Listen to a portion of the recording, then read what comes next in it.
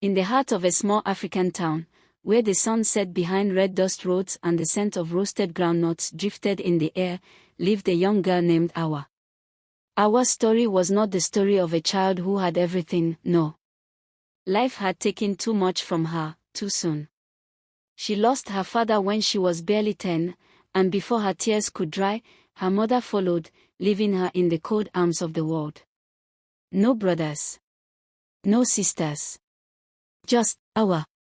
She grew up moving from one relative's house to another, wearing hand-me-down dresses and walking barefoot to school when the shoes were gone. Yet, her spirit burned with something greater than her pain, a dream to rise above it all. And somehow, she did. Through sleepless nights, part-time jobs, and an unshakable determination, Awa fought her way into university. For her, this was more than education, it was freedom. But in her third year, a shadow crept into her life. His name was Mr. Job, a lecturer feared by many. He had a reputation not for brilliance, but for the power he wielded over grades, and the ugly price some paid to pass his course. When his eyes fell on Awa, his intentions were clear. "You're a bright girl, Awa," he told her one afternoon. "But intelligence alone won't pass my class." From that day, a cruel game began.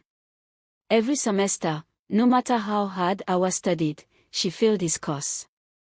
And every time, the same offer followed: "Come to my office, alone, and we can make a deal." Awa refused. For a whole year, she bore the humiliation of repeating his class, knowing what he wanted in return for a passing grade.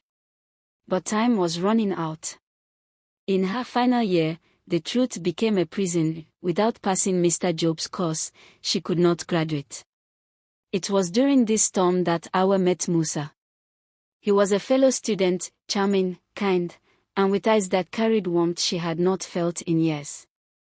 Musa noticed her silence, the way she stared at the ground even when laughing.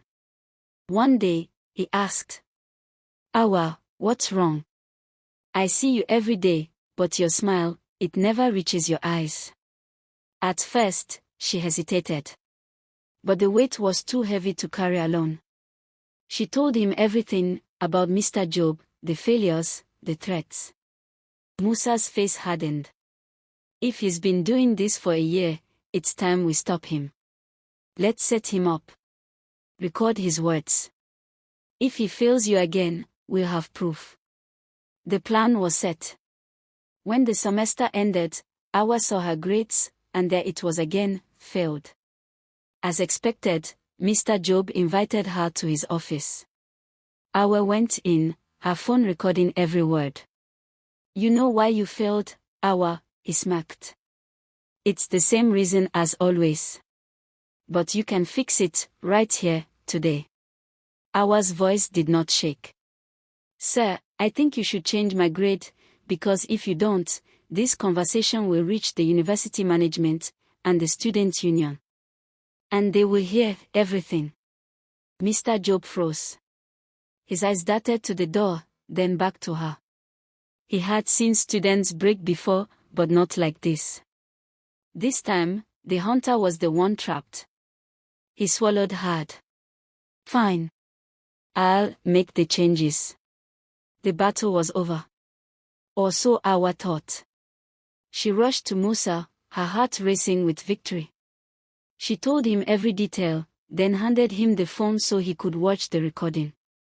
But as the video played, Musa's face changed. His hands trembled. His eyes clouded with something dark. Finally, he looked at her and said in a low, broken voice, "Awa, that man, Mr. Job, is my father." The room fell into silence. The air grew heavy. The victory she had dreamt of suddenly turned to dust in her hands. Outside, the campus carried on, students laughing, chatting, living. But for Awa and Musa, nothing would ever be the same. Awa sat frozen, the phone still in Musa's hands, the recording still playing faintly between them.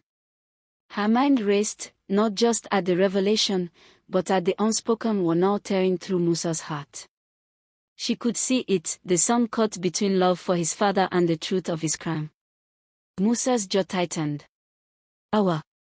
I can't let you report him. He's my father, and no matter what he's done, I can't destroy my own blood. The words cut deeper than any rejection Awa had ever known. For a moment, she thought of the years she had fought, the nights she had gone hungry, the humiliations she had endured in silence, and now, the man who had caused her the most pain was protected by the only person she loved. But she looked at Musa's face, the anguish in his eyes, and she knew. Awa put her phone down, her voice trembling but firm. I won't report him, because of you. But Musa, you need to know, you're asking me to carry a weight that's already breaking me. Musa reached for her hand, but she pulled away. From that day, the recording remained locked away in her phone, never played again. Mr. Job, rattled by the confrontation, quietly changed her grade. She graduated, but the victory tasted of ash. She walked across the stage in her gown, smiling for the cameras, but in her heart, she carried a secret that would never leave her. And Musa? He stayed by her side for a while, but the shadow between them grew longer with each passing day. Love, once pure, was now tangled in guilt and silence. They never spoke of that afternoon again. Because some truths, in the heat of an African sun, are buried not in the ground, but deep in the hearts of those too torn to speak them aloud. And the rest was history.